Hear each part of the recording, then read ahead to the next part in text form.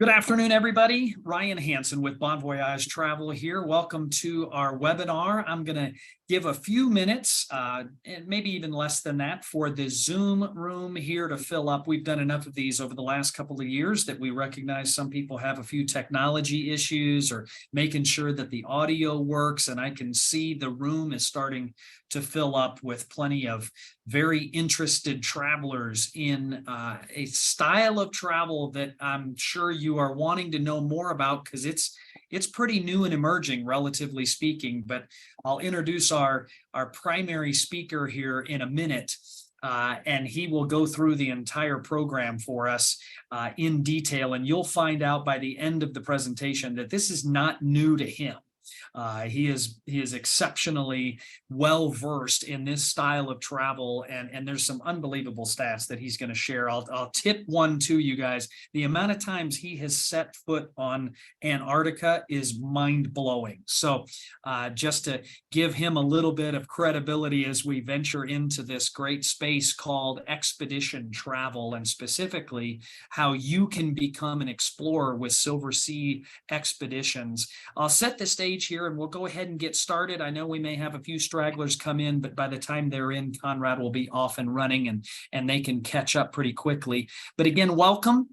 My name is Ryan Hansen. I'm the president of Voyage Travel, and we're very excited to bring people from all over the country together here in this Zoom room to chat about something that we are very passionate about at Voyage, and that is our partnership with Silversea Cruises and the space that they live in. Not only do they provide exceptional 6-star luxury cruising, they do it to more destinations than anyone on the globe. And some of the destinations are going to be highlighted today. They do it better than anyone out there on the cruise side of things. And Conrad's going to give you all the specifics, but I've had the experience of sailing on one of the Silversea Expeditionary ships in their fleet.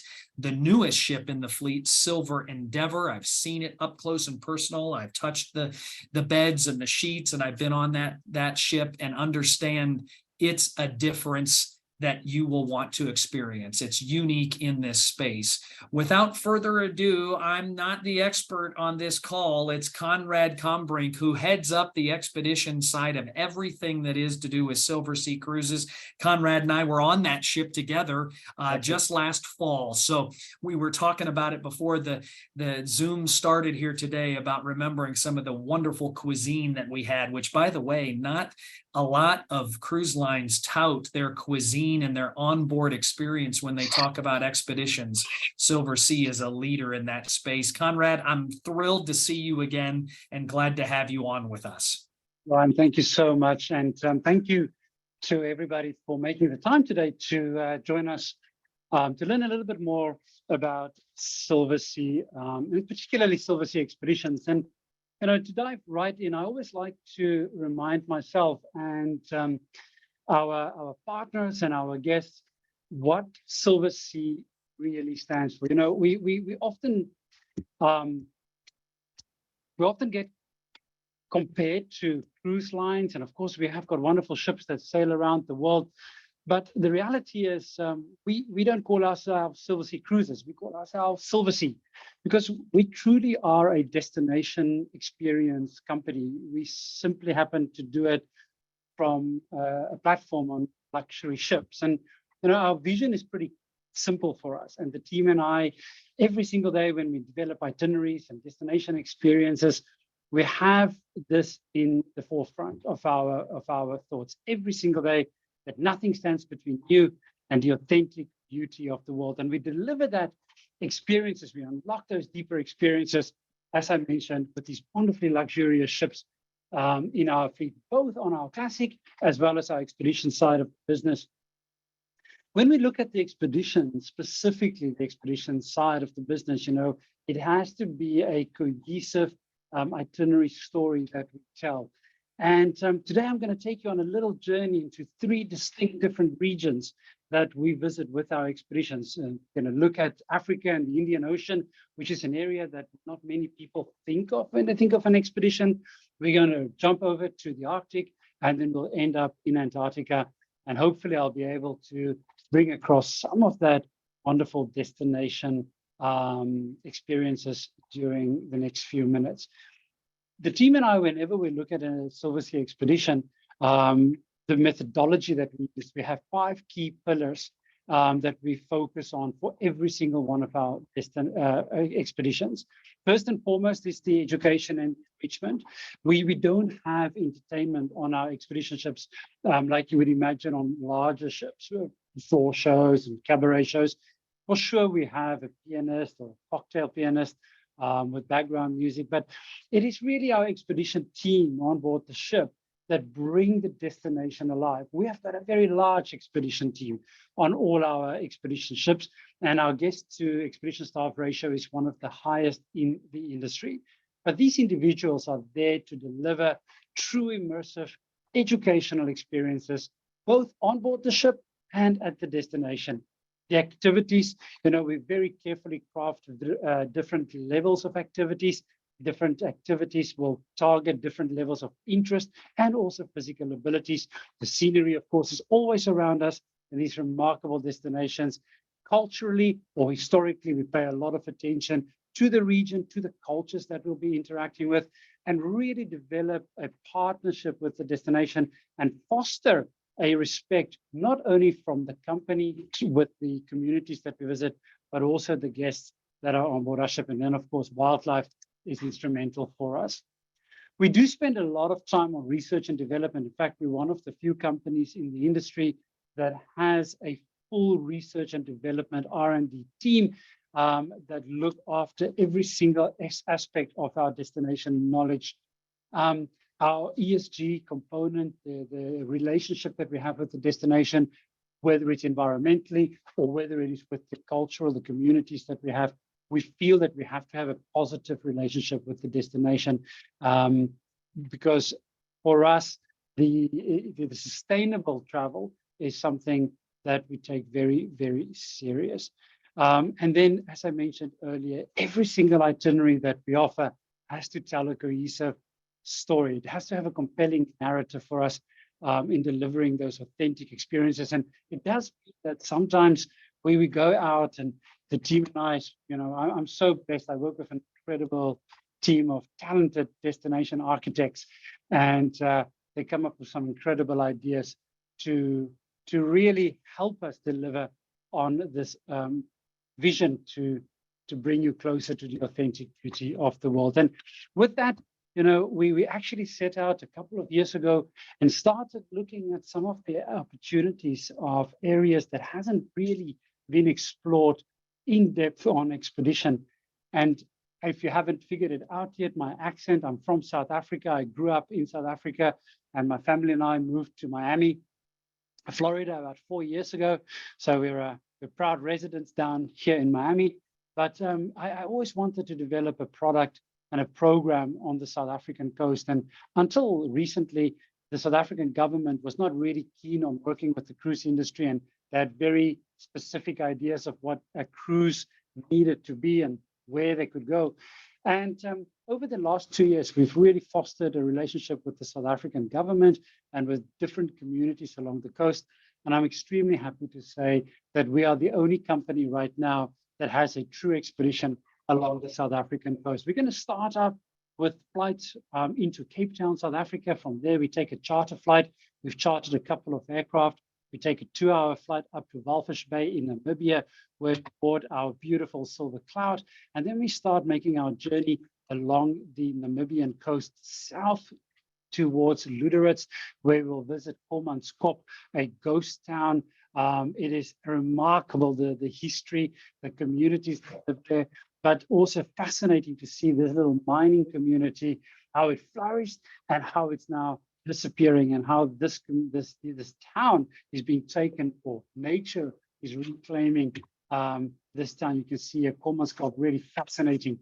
We then go into South Africa. It's just a night sail, and we will make history next year when we will go into Port Nolloth, which is a small community in the northwest side of South Africa. It's never had any cruise ships, very, very little tourism, no tourism infrastructure as such. And we've gone ahead and worked over the last few years with the community, and we are going to take all our guests ashore And we're going to work, and we have already worked with the local farming community, and they're going to put up a South African braai.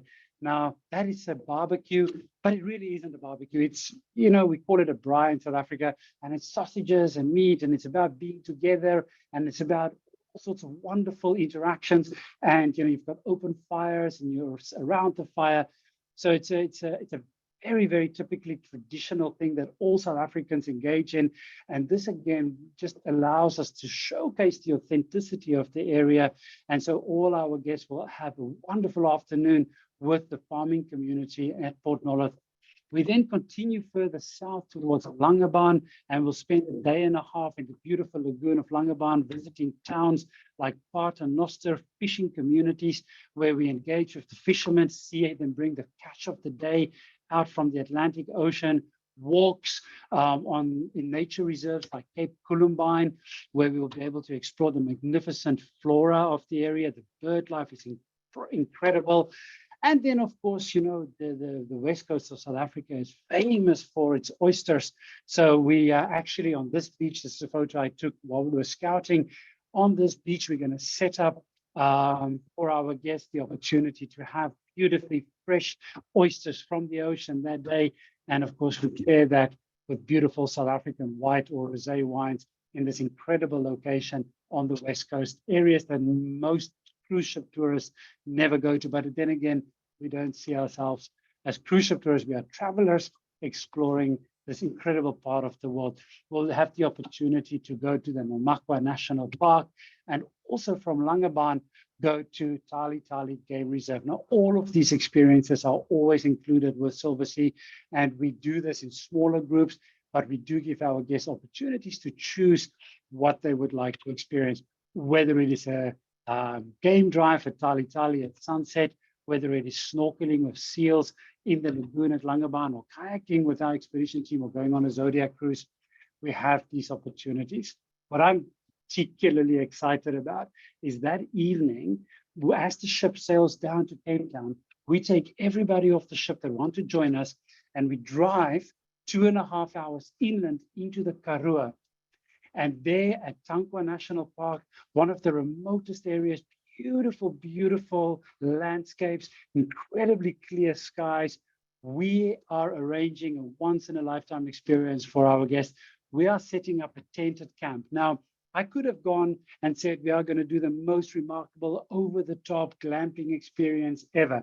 I've decided not to do that. We've decided to do a very, very comfortable luxury tented camp, but staying true to the authenticity of camping in this wonderful environment. So we have a company that will set up these camps. We'll have washroom facilities. Each tent will have a bathroom, a toilet, a shower. We'll have hot water. We're going to bring in mobile kitchens, and we'll prepare wonderful cuisine for our guests. We'll have time around the campfire, stargazing, game drives, and we'll spend a full day in the Tankwa National Park. And then the next afternoon, we drive down to Cape Town, and Silver Cloud has already been cleared back into Cape Town. And on the way to Cape Town, of course, we'll stop in the winelands and drink some wonderful wine and have some farm-to-table cuisine in places like Franschhoek at Babylonstoren, which is a beautiful organic food farm. Then we've got 2 full days in Cape Town. And this is what's interesting about this program, is that we have got the time in Cape Town during the cruise. Normally, cruise companies and even Silversea, we would do a turnaround in Cape Town. So you start or end your cruise in Cape Town, which doesn't necessarily allow us to showcase Cape Town. We are going to do exactly that. 2 days in Cape Town, 1.5 days after your tented camp experience, and we will have the opportunity to hike on Table Mountain. We've got a harvest festival that we plan. We've got behind the scenes community visits. We've got opportunities to go to Kirstenbosch National Botanical Gardens and meet with the curators of the Botanical Garden and see the work that they do and the conservation efforts that they have. And for those of our guests that are really, really intrepid, they can even hike from Kirstenbosch all the way up Table Mountain with our expedition team and local guides. So we aim to showcase Cape Town in a slightly different way, but the highlight, of course, is that we will be docked right in the heart of the waterfront, not at the cruise terminal, but right at the waterfront. because the ship does not have to clear into South Africa. We continue along the coast to Hermanus. It's on the south coast, a beautiful town, and the scenery changes dramatically from the Weskus, where it was sand dunes, more arid, and then we come around the south coast into Hermanus, and it's mountainous and it's incredibly scenic, and we go on various hikes. We have the marine wildlife that we look forward to with local excursions, hopefully get to see the great white sharks. For those guests that want to, they can even do the shark cage diving. Incredible marine life. Of course, also penguins, the African penguin, or we used to call them the jackass penguin, kayaking opportunities on the Kwela River, as well as hiking in the mountains of the Southern Cape. One of the other things that we'll do is we'll head over to Mossel Bay, and from Mossel Bay, we will visit the Kango caves. They are world-renowned. These are absolutely spectacular cave systems, and we have geologists with us, and we're also working to get some private access in specific areas for our guests. Ostrich farm in the area, and then also we continue further to Port Elizabeth, where the voyage will actually end. And here, for 2 days, we explore the Southern Cape, the Eastern Cape. We have access. Sand parks, South African national parks have given us access to St. Croix Island, Bird Island, with massive, huge gannet colonies, the largest gannet colony in the Southern Hemisphere. We'll be able to see from our boat excursions, as well as the seals and also the land animals. We will go to Addo Elephant National Park, one of the largest elephant sanctuaries in the world, and absolutely a gorgeous part of the world. Not only is it about the wildlife, it is also about the cultures and the traditions. South Africa has got 227 different ethnic groups that make up, and we refer to ourselves as the Rainbow Nation. And it is learning about the Xhosa tribes in a very respectful way in places like East London, learning about the cultures, and also at a grassroots level, interact with the communities. We continue on to Durban, South Africa, and then from Durban, we visit various Zulu villages, as well as the opportunity to go to Shoshluwe Nature Reserve. And this is a great chance to see the Big Five. We really have an opportunity, a very good opportunity, to see the Big Five. And again, South Africa is a large country, and we will see the vegetation change, we'll see the landscape change as we come up this coast. And our guests, as I said, have a chance to visit Shoshluwe overnight, and then also visit the St. Lucia wetlands, where you have the wonderful opportunity to interact with the hippopotamus and the incredible bird life that we find on the wetlands. From there, we leave South Africa. We go to Mozambique, and then from there, we head over to Madagascar. Now, I do think it's important to pause here and just mention that all of what I'm talking about are actually different voyages. And at the end of this region, I will just show you contextually how they fit into the puzzle. Madagascar, for me, is a fascinating country. You know, it's one of the largest islands in the world. And what makes it so fascinating is the fact that the vast majority of the fauna and flora that we find on this island is endemic to Madagascar. You cannot find it anywhere else on the world. It's also a country with a lot of problems. I mean, I think it is important to address that. The fact is that Madagascar is one of the countries that suffers with deforestation. It's a very, very serious problem, and only about 10% of the natural forests remain in the country. And we make a point to take our guests to see the areas that remain still untouched, such as the Boaba Valley. We get chances to see in the Karindi Forest Reserve the Futsas. We get to see incredible lemurs up close. But it's also about the people, and I love interacting with people. I love considering myself and our guests that we are travelers and not tourists. And being a traveler means that sometimes we go to destinations without much planned, and we just interact with the communities. We visit with the communities. We bring our zodiacs, our ship anchors. We bring our zodiacs ashore, and we wade through the water, and we visit fishing villages along the coast of Madagascar. We go on dhows, and we go out with the fishermen, and we see how they live. You know, we try and gain a perspective and an understanding with a very short glimpse into their lifestyle. And we, of course, do that with the utmost respect for these communities that we visit. We visit places like Ilha de Mozambique, where we learn about the fascinating history of the trade routes between India, Middle East, and Europe along the East African coast. The Portuguese had a massive influence on East Africa, and their main trading post was Mozambique Island. So you can still see this colonial architecture that survived till today. But one of my favorite things anyway to do on Ilha de Mozambique is actually to go to a local restaurant and eat prawns. They've got these wonderful big Mozambique prawns. I mean, they're huge, massive. And they have these ice cold 1 liter beers. And so what we've arranged is with various restaurants. So I guess we'll just take a key card, get access to a restaurant, and have whatever they want from the menu. And of course, we pick up the tab. But it's an opportunity to have a local experience, an authentic experience, without us constantly herding people, and allow people to have guiding people, but allow them to have the experience that really resonates with so many of you when you travel, to have that immersive local experience.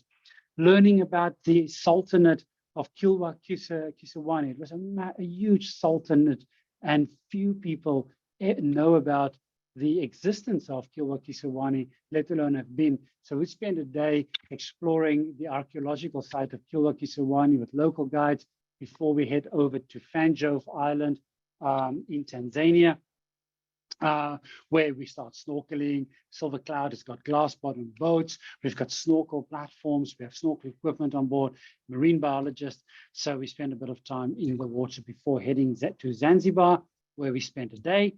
And then from Zanzibar, we go over to Aldabra Atoll. Aldabra Atoll is in the Seychelles. And here it has to be one of nature's most spectacular places. It's an atoll that's 27 kilometers wide. I do apologize, I've not converted to miles yet. It's about 27 kilometers long, 13 kilometers wide. And this atoll that you can see here, this is the entire atoll on the screen. It drains twice a day at low tide. That means that the marine life that is inside the atoll has to leave at low tide or as the tide goes out.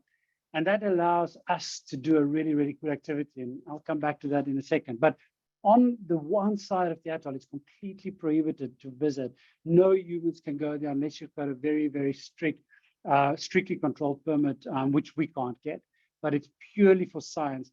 But the reason for that is because on this side of the island, more than 150,000 of these amazing giant tortoises live. Now we get to see them because they're all over the atoll. But on the one side, they are prolific. And it's incredible to think that there are still these little parts of our planet where humans can't go and where the wildlife still thrive. Going back to the tides going out, it's a really, really cool activity. So what we do is we drop people inside the lagoon. And as the tide goes out, we just do a gentle drift snorkel out towards our zodiacs. And as you exit the lagoon, sorry, the atoll, the channels, our zodiacs pick you up, take you back in. If you want to drop in the water, you can go out again. And you can see incredible wildlife, sharks and turtles and rays. It really is very impressive. We also spend a lot of time on the zodiacs exploring the atoll, both inside and outside, depending on the tide.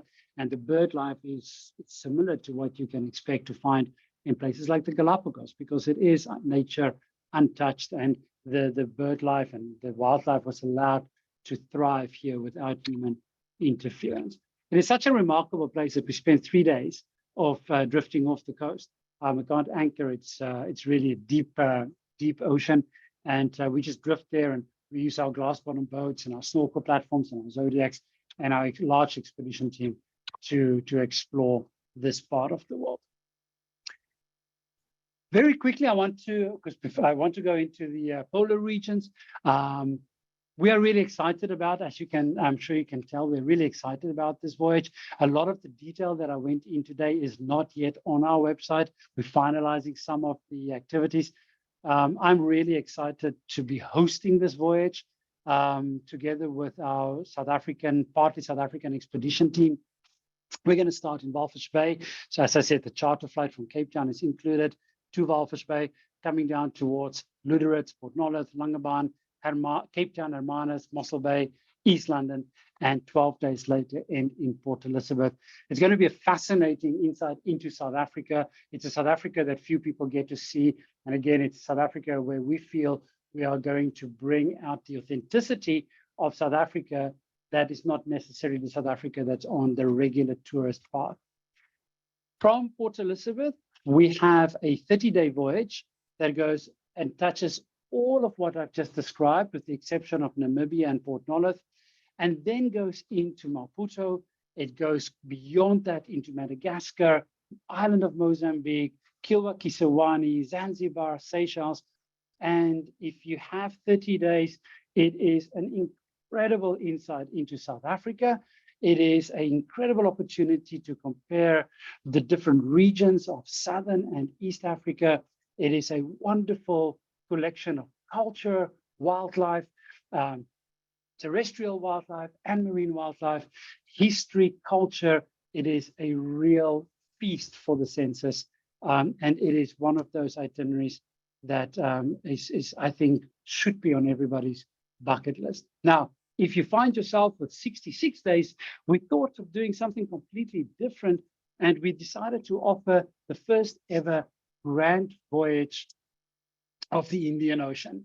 This voyage starts off in Port Elizabeth. In fact, it starts off with business class flights that are included in the fare. We fly you business class down to South Africa into Port Elizabeth, where our grand voyage guests will have an exclusive 2-night free cruise safari at the world-renowned Shamwari Game Reserve. This is the only place in South Africa or in Africa where you can see the Big 5 malaria-free area. And it is a beautiful park. I've been to Shamwari many times, and it really lives up to the expectations. You board Silver Cloud, you do the whole Indian Ocean, the South Africa part, East Coast, going into the Maldives, India, then over to the Andaman, Sri Lanka, Andaman Islands, down to Sumatra to see the orangutans, along the Indonesian islands of Java, going to places like Komodo to see the Komodo dragons, Pink Beach, of course, the highlights, and then into Australia.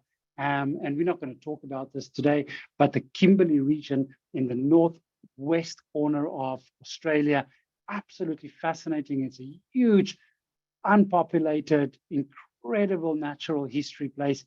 And so it is truly a complete overview of the Indian Ocean. You cannot get more into 66 days than what we were able to do.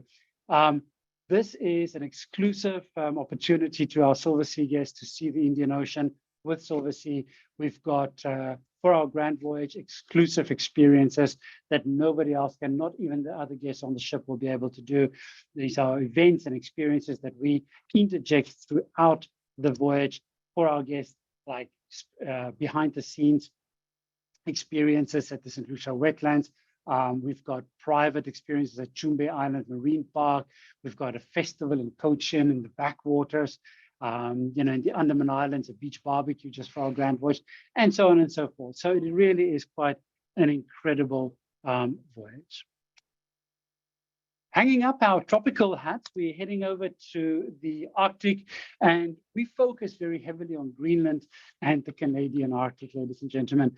It is an incredibly beautiful part of the world. In fact, few people truly understand how beautiful Canada, the Canadian Arctic, Baffin Island, Ellesmere Island, and then Greenland is. In fact, for those guests that are familiar with the Norwegian fjords, the fjord systems in New Zealand, the Chilean fjords, I honestly feel that the fjords in Greenland and Baffin Island are far superior than these. It's different as it is not lush with vegetation, but it's the glaciers, it is the geology, it is incredibly beautiful. And we spend a lot of time cruising in these deep fjords with not a human in sight, not another ship in sight for days.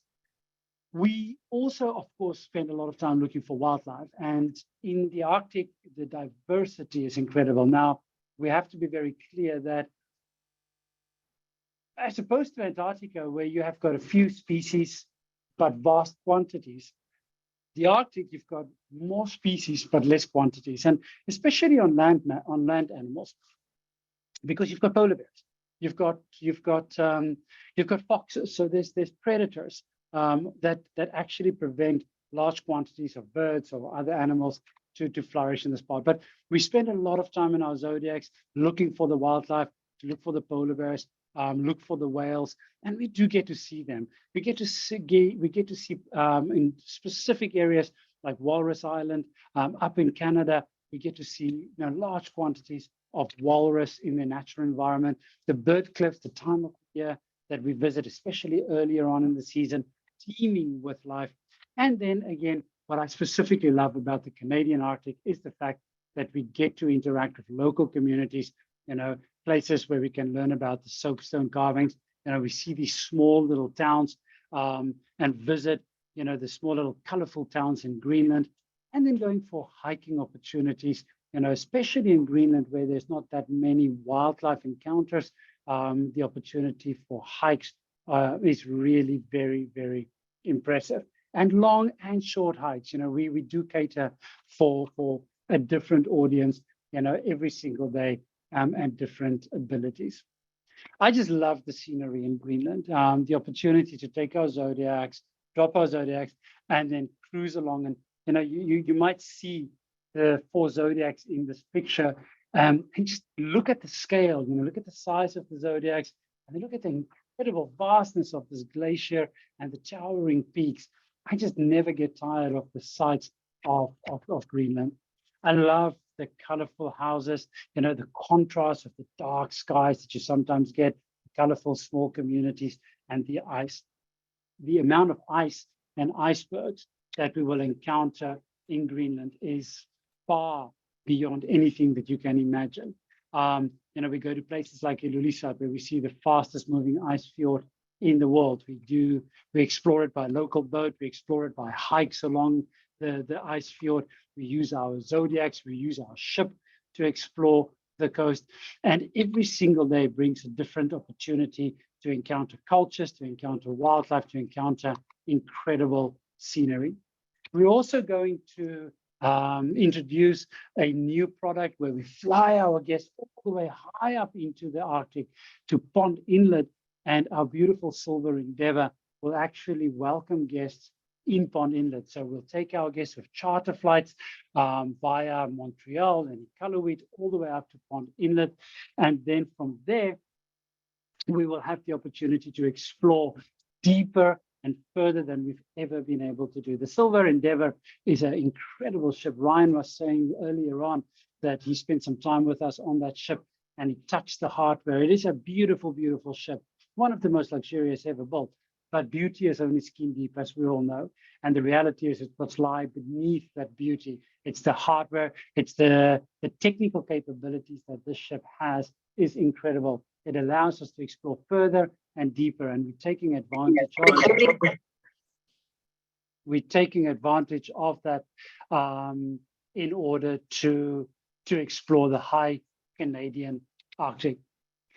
As I said, we will have some encounters with local cultures and really have our guests develop a deep understanding for the way of life of the Inuit communities, the subsistence lifestyle that these small communities live in this very, very harsh environment. It's a fascinating, fascinating way of life. We also get to learn from our onboard experts about the history of the explorers, modern day explorers like Roald Amundsen, that was the first to go through the Northwest Passage, the first European actually to go through the Northwest Passage. We'll learn about the Franklin expedition, the ill-fated Franklin expedition. We will have the opportunity to, with our local staff, our expedition staff, your onboard team, will really bring the destination alive, from the geology, the the wildlife that we'll encounter. We'll have the opportunity to spend a lot of time on deck. As it's deep fjord systems, we are able to really cruise and navigate close to shore. And the scenery, as I mentioned earlier, is absolutely incredible. We also have, of course, as always, our kayak team on standby to take our guests kayaking. We've got our ornithologist, our marine biologist, to teach our guests about the wildlife that they will be observing during the expedition. And, the opportunities to interact with nature is really boundless, whether it's ice cruising and looking for polar bears on the ice, or whether it is seeing whales, whether it's from the ship or from the Zodiac, the wildlife encounters are very, very real, especially in the Canadian Arctic. As I mentioned, we have the opportunity to interact with the communities. We have the opportunity in some of the voyages to see the aurora borealis. As I said before, the ice in the Canadian Arctic and in Greenland is something that really attracts me, and that always leaves an imprint on me. In fact, for those of you that might have been to Antarctica or might have seen videos or pictures of Antarctica, you probably imagine these huge towering icebergs, and you do get them, especially the tabular icebergs in Antarctica. But when you look at the Canadian Arctic and Greenland, the icebergs, the ice formations that we get to see in this part of the world, is far beyond anything that you can imagine seeing in Antarctica. It really is a beautiful, vast part of the world. And, unlike Antarctica, where we concentrate our activities in one specific region, the Arctic, we have a vast part of the world that we cover. It's a lot of countries that make up the Arctic. So we've got voyages that visit, as you can see here, we've got Hudson Bay and Hudson Strait, really focusing on wildlife, really focusing on the communities, going into Greenland, following up the Greenlandic west coast, the beautiful fjords, the scenery, the ice, and then doing the high Arctic expedition where we fly our guests to Pond Inlet. We do 10 nights on the Silver Endeavour, exploring parts of the world that we haven't explored before, and then flying our guests back from Pond Inlet. Another opportunity is to go down via Baffin Island, all the way to South Greenland, and then into Reykjavik. Another opportunity is East Greenland, where we get to visit East Greenland National Park. So you can see here our Arctic offering is quite diverse. And what I was showing you in this slide presentation is a bit of a taste of all of these different areas. And, if you speak to your Bon Voyage travel expert, they will be able to guide you in terms of which voyages will feature, more wildlife prominent, or more ice, or a little bit less ice, more culture, because it is a vast part of our world. I want to spend the last bit of time that we have really talking about one of my favorite parts of the world. I mean, Antarctica is unlike any destination on our planet, and it really is very difficult to speak about Antarctica unless you really have been there. And hopefully I'll be able to convey some of the essence of what Antarctica is. We have 3 different Antarctica offerings. We have got a fly cruise for our guests that don't want to go across the Drake Passage, or that is a little bit short on time. So we fly our guests to Antarctica, very, very popular 6-night voyage. You get a full 6-night experience in the Antarctic Peninsula. Or if you want to have the Drake Passage experience with the 10-night sailings round trip from Port Williams. And we also have the longer 18-night sailings that includes the Falklands and South Georgia. Today, we'll focus more on the Antarctic experience, not on the Falklands and South Georgia.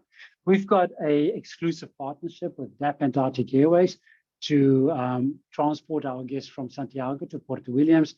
And we do so in a business class style. These aircraft that we've chartered normally has 105 passengers. We operate with 64 passengers only. We increased the pitch in a 2-2 configuration, lots of space. We've got our own in-flight entertainment system that we've developed. We've upgraded the catering. The entire crew has been trained to Silversea standards. So it really is an elevated experience. As this is a 3.5-hour flight from Santiago to Port Williams, it really is something that we felt that we needed to upgrade.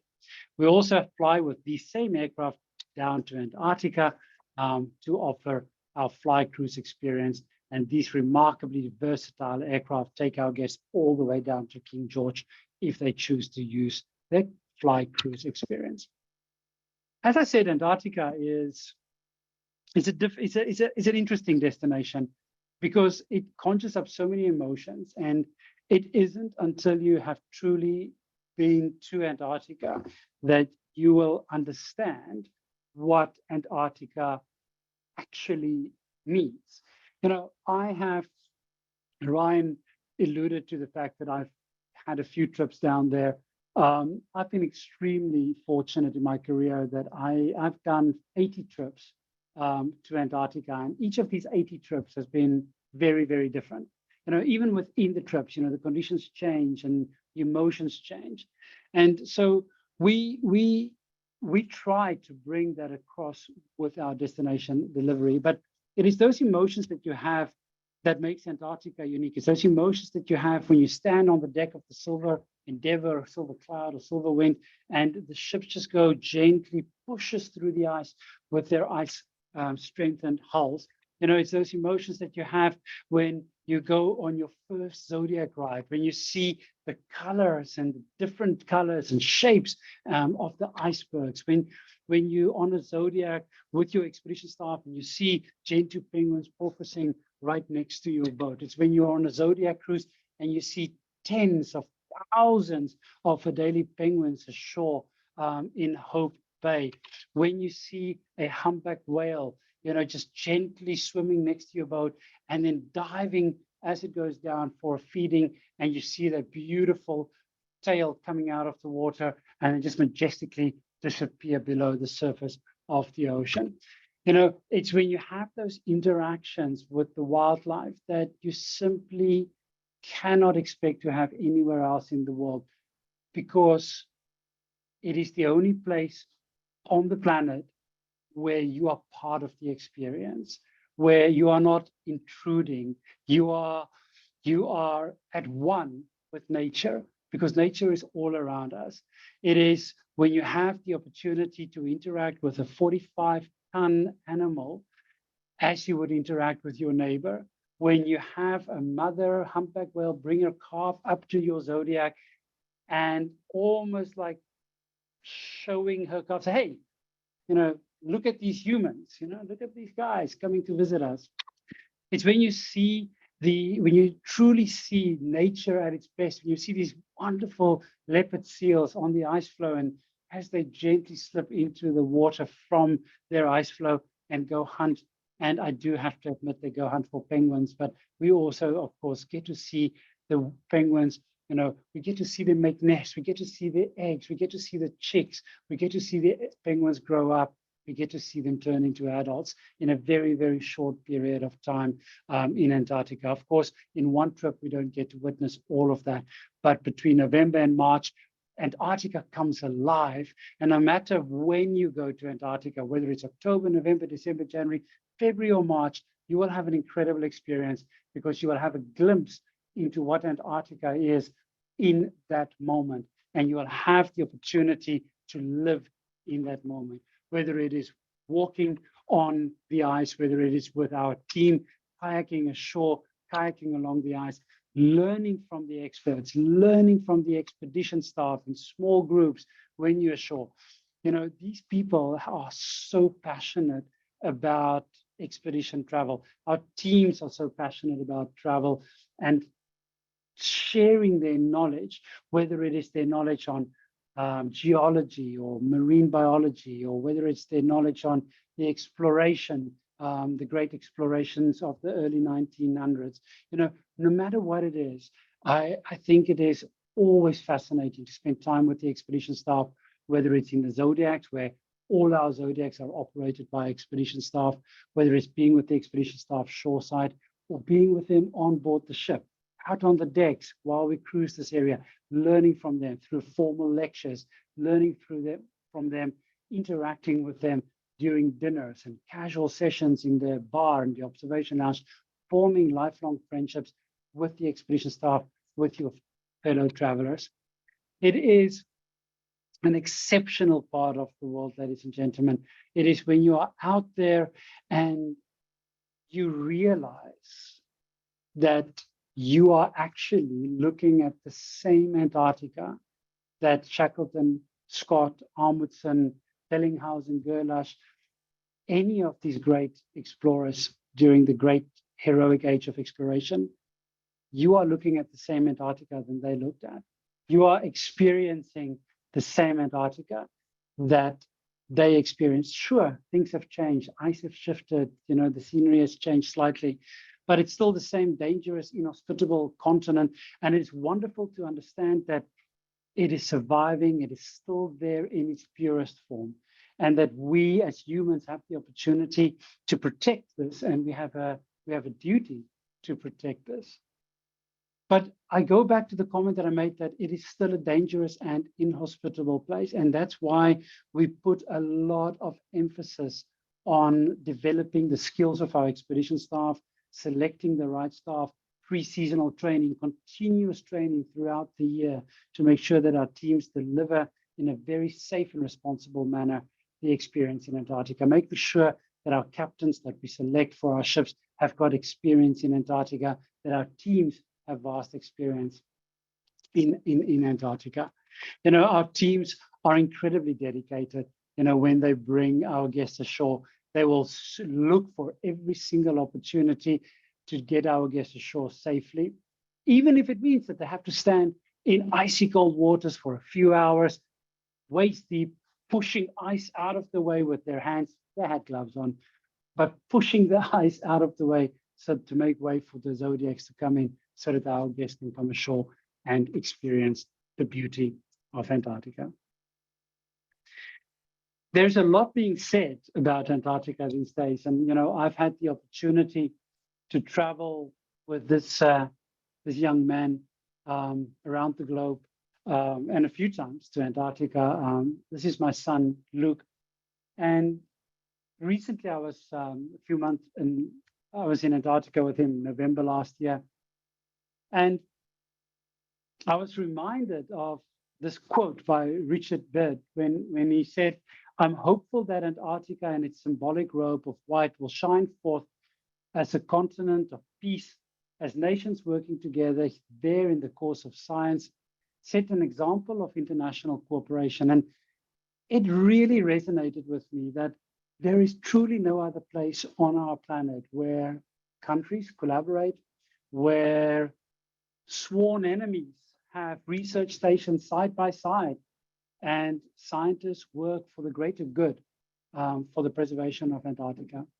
It reminded me of the role that we have to play as a cruise company, as an operator, on educating our guests to have our guests become ambassadors for Antarctica. And it's only once you've been to Antarctica that you truly understand the desperate need to come back home and communicate that desire for protection and preservation of Antarctica in its purest form, because it is a fragile system that is held together by a treaty, an Antarctic treaty signed by just over 150 countries.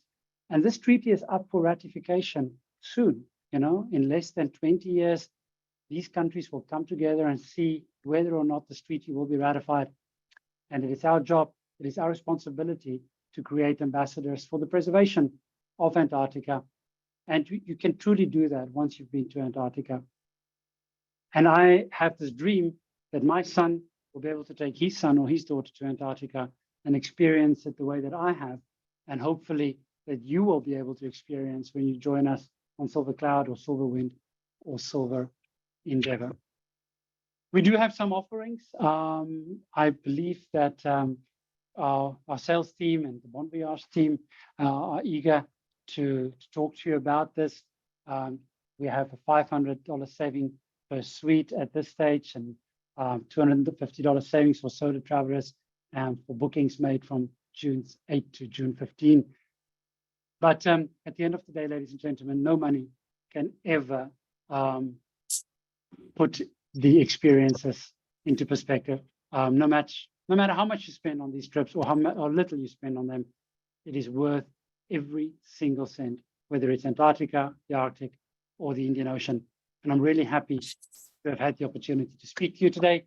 And Ryan, happy to take some questions at this stage. You bet. That was very, very well done, Conrad. You know this space like none other, not just the expedition space, but you know Silversea and what the offerings are. I'm going to go through. We had some questions that came in at the beginning before the presentation even started. Some people had some thoughts. And so I'm going to buzz through some of them. I may answer a few, lob some to you, but a couple of people were just wondering the expedition fleet, which if I remember correctly, and I have this down, it's Silver Cloud, Silver Wind, Silver Endeavor, Silver Explorer, and the Origin. And that's the fleet. But when you're talking about capacity for all of these, none of them carry more than 274 guests. In fact, the Origin, which is purpose built for the Galapagos, which we didn't spend time today on. So if somebody does, and there were some questions about the Galapagos, we're not going to get into that now, but only 100 people on the Silver Origin, which was purpose built for the Galapagos. And we have tons of experience in that space. We have 3 advisors that have sailed on Silversea in the Galapagos.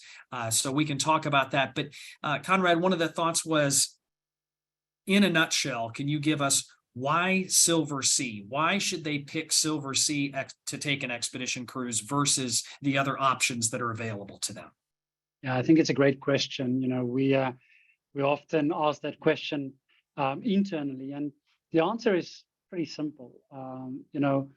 We have a deep desire to deliver on the destination experiences. We speak a lot about our ships and the capacity and the butlers and all of that, but at the end of the day, the experience that our guests will have shoreside is truly what matters, because our guests are about the experiences. We are true experience architects. We put a lot of emphasis on developing these experiences. We put a lot of emphasis on our educational element. We put a lot of emphasis on making sure that we do it safely. We have collected shoreside a group of professionals that has got vast experience in this side of the business, expedition and destination. And I can truly say, I'm so proud of my team. We're a team of 102 individuals that work on the destination experiences at Silversea. And, it's some of the most talented individuals you can imagine in this space. So in a nutshell, the reality is that Silversea outshines everybody else because of our experience, because of our dedication to the destination. But we cannot forget the hardware. So if you put the two together, Silversea, award-winning luxury, the service, the food, beautiful ships, with the desire and the experience that we have shoreside, it is truly the perfect cocktail. That's outstanding. That all-inclusive experience, from the airfare transfers, gourmet dining, the complimentary beverages, the gratuities, all the shore excursions. People saw those red puffy jackets for the Arctic and the Antarctic. That comes with those are Silversea passengers. Those aren't the guides. Yes, they do have the thermal wear as well, but walk them through, just in the polar regions, the things that they're able to not have to worry about from an attire standpoint. Yeah. So we provide our guests on board the ship with parkas, and these parkas have been tested. Trust me, I've worn a parka in a shower for a very long time to see if it's waterproof. So we provide our guests with the parkas. I think one of the things that we also do is we make sure that our guests get the right advice ahead of time, because so often our guests overpack or tend to overpack. You think you're going to the polar regions and you need duffel bag of gear, and the reality is you don't. So once our guests have booked, we start communicating with them, of course, through our travel partners. We send packing lists, we send them advice on what to pack, and we've actually partnered with a company that specializes in expedition cruise outfitting, and they offer free advice. They've got advisors on the phone, and they talk you step by step through what you need to pack. And you will be surprised to know that everything that you need, we provide you the parka, everything that you need except the boots can fit into a parcel this big. So it really is, there's no need to overpack and overstress about it. We do guide our guests all the way through the experience. And of course, the beauty is we've got laundry on board and even self-service laundrettes, so guests can do their laundry on board. One of the objections that I've heard over the years to an expedition traveler, from an expedition traveler, is I'm not in shape enough. I might have mobility issues. How taxing is this? Like really hardcore expedition travel? Maybe paint the picture of someone that, what's the average guest? What does that person's abilities from a physical standpoint, maybe an age demographic as well? Kind of paint the picture of that traveler. So we cater to all demographics. Our average age on Silversea expeditions might surprise many of our guests here this afternoon, but the average age is around about 70, so 70. Different countries have different demographics, but that's about the average age. We've had young travelers from 3 years of age. I mean, of course, they can't go in the Zodiacs, but we've also had travelers as elderly as 96, and we had a lady celebrate her 100th birthday in Antarctica recently with us. The fact is that if you think of Antarctica, and if you think about the Arctic specifically, that is probably some of the easiest expeditions for our guests to participate in.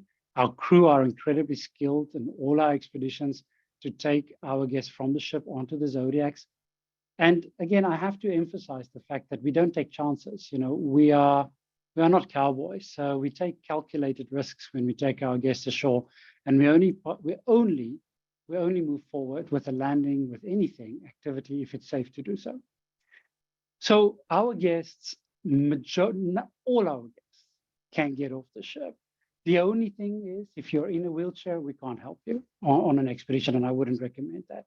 But if you have some mobility issues, speak to us, bring it up with the Bon Voyage travel advisors, and we can address this. But the reality is, you can experience Antarctica from the ship's deck, from Zodiacs, on the Zodiac cruise.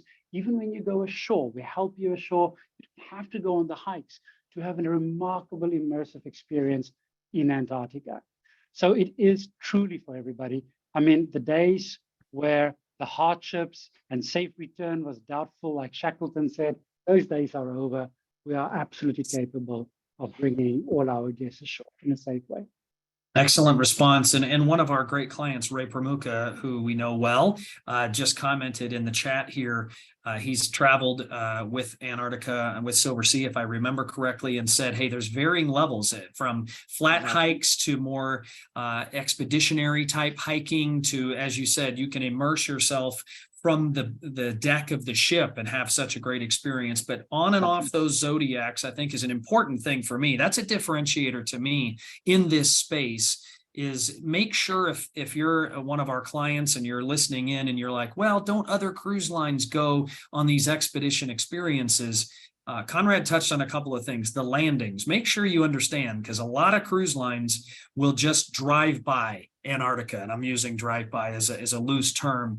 You want to get on that Zodiac and experience not just the landings of Antarctica, but the cruising in and around the icebergs of Antarctica. But then he touched on the Arctic and the amount of places that no other cruise line is going to in Greenland. Nobody. Like, this is the first time Silversea's even going to some of these places. So if you are that person that wants to go to truly the uncharted destinations that the globe has to offer, Silversea is the option for you.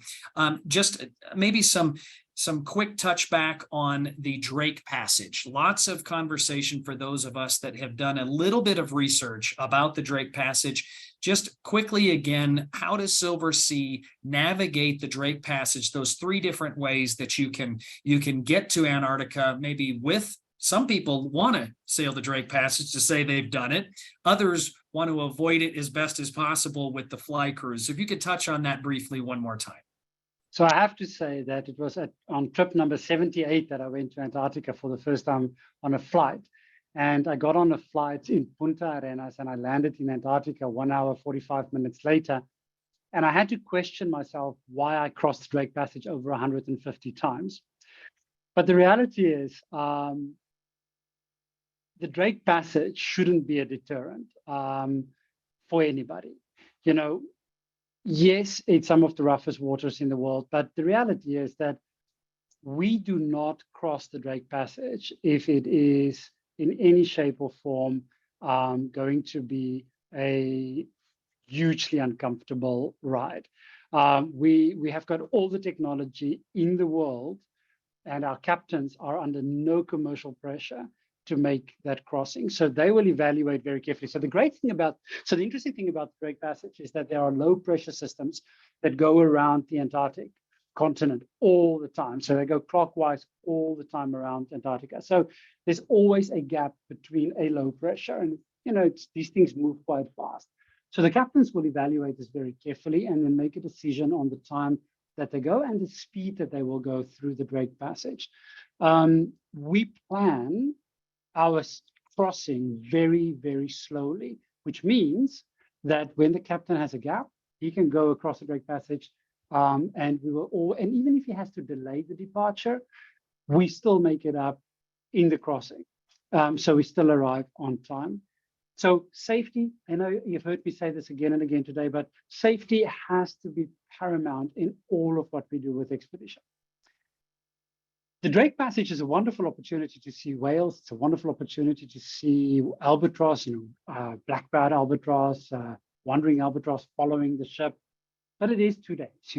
It's a vast stretch of water. It's 2 days, and the ship will move. I mean, there is no ifs or buts about it. 99% of the time, there is movement on the ship. The beauty, of course, when you travel with Silversea, you can just drink a lot of alcohol the first night out there and just sleep through it. I mean, that's probably. And it's all included. It's all included. Of course, if you want to fly to Antarctica, we came up with the fly cruise for 2 reasons. One, there was a deep desire from our guests that said to us, we want to go to Antarctica, but we don't have that amount of time. How do we do this shorter?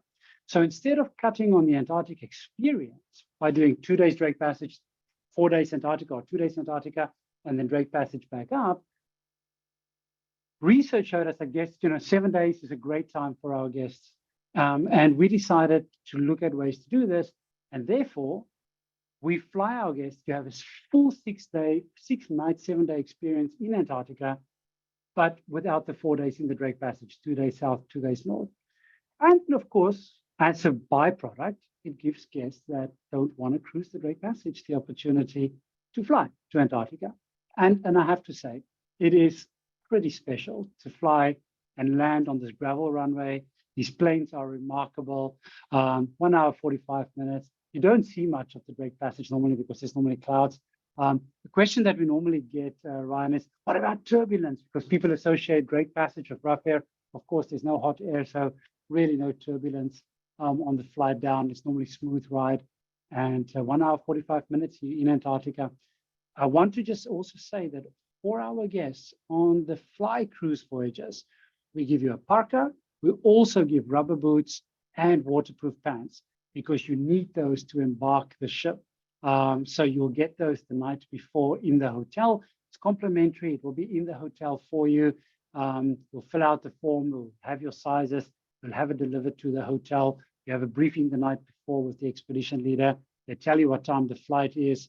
And we'll only know that night what time the flight is because it could be any time in a period of 12 hours when the window opens up in the weather and then we fly down. It really is a great adventure.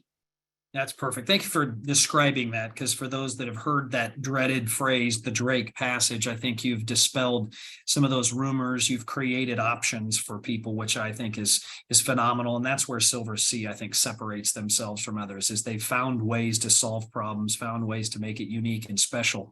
I'm going to finish with the last couple points. Some people were asking this, and it's always the case. If you want to see penguins, you go south. If you want to see polar bears, you go north. So keep that in mind. You will not see polar bears in Antarctica. So keep that one in mind for those people that I want to go to Antarctica and see it all. Well, guess what? You won't see it all from a polar region standpoint. In that standpoint, I loved how you phrased the way the wildlife interacts with each other from a predatorial standpoint with the different poles. I found that to be a new nugget that I hadn't really thought through. I think it is. I think, I know it's the old cliche, but it is so true that the only thing that these two areas have got in common is ice, nothing else, nothing else. It is a completely different environment, and it has to have a different set of expectations, and it delivers differently. But yeah, that's it. It's got ice in common, nothing else. Do you get to see emperor penguins in Antarctica? So we don't. You have to go to a very specific part of Antarctica, and it Okay. involves quite often, helicopters and all sorts of things. We don't. I mean, we on a peninsula trip, we normally get to see the gentoo penguins, the Adelie penguins, and the chinstrap penguins. So it's 3 species. On the longer voyages, it goes to Falklands and South Georgia. We see up to 7 species. So you've got the Magellanic penguins, the rockhoppers, the macaronis, the king penguins. Then down in Antarctica, the gentoos, the chinstraps, and the Adelies. I think what has always impressed me is not the diversity of the types of species or the number of species that we see, but it's the quantities of species, the quantities of animals. You go ashore in Antarctica, you see 30,000, 40,000 Adelie penguins. In the Arctic, it's different. The Arctic, I can't tell you how many species we see. I mean, it's the diversity is incredible, but it's just the fact that you don't have the congregations that you have in Antarctica. And, we also need to touch on the fact that polar bears, I mean, they're not like in Antarctica where you're going to, or whales, you're going to see hundreds of them. There are only a few polar bears left in the wild, less than 20,000 of them, and the Arctic is vast. So, on a good trip, we see 3, 4 polar bears. So we need to have the expectations at the right level as well. And that's not a Silversea, that's not unique to Silversea. That's the fact. And we also need to see how we interact with that animal. And we are very serious about this. And this maybe also answers the question that we had earlier. What makes Silversea different? Well, the difference is that although we are very, very set on showing our guests the authentic beauty of the world, giving our guests the experience, we need to understand that we need to do it responsibly. And so when we come across, for instance, a polar bear, our team will assess the condition of that bear, will assess the actions of that bear, how that bear could potentially be spooked by our presence. Because we have to remember, these are marine animals. They roam. They have a short period in the summer to get as fat as possible, to hunt, to get as fat as possible, to conserve energy, so that by the time it gets to the winter months, they can go into their den and survive. So we have a responsibility towards that animal. And so, unfortunately, when it comes up to let's get close to the polar bear or the guests, the polar bear is going to win. The welfare of the animals, the welfare of the wildlife is so important to us. And I think that is probably the last message I want to leave with, is that we do go to these incredible destinations, but we take our responsibility to our guests very serious, but we take our responsibility to the destination, both environmentally and culturally, even more serious. Outstanding finish there. I'm going to wrap it up with 2 thoughts. One of them is thank you, Conrad, for your time, your expertise, your passion came through the screen to me for these regions and this style of travel. I want to thank our clients and our guests for joining us. I hope they came away inspired and ready to travel with Silversea on one of their expedition voyages. The last piece is do not forget, contact Bon Voyage, contact your advisor today, because that promotional offer is not forever and it's not for every agency. So you got a $500 savings for a couple, $250 for those solo travelers. And in addition to that, if you're a solo traveler, our advisors can help you understand the difference of traveling as a solo traveler versus a couple and how Silversea caters to those needs as well. So thank you so much, Conrad. Thank you to all of our listeners today. And we'll look forward to seeing you soon on a Silversea expedition cruise. Thank you so much. Thank you, Ryan. Thank you, team.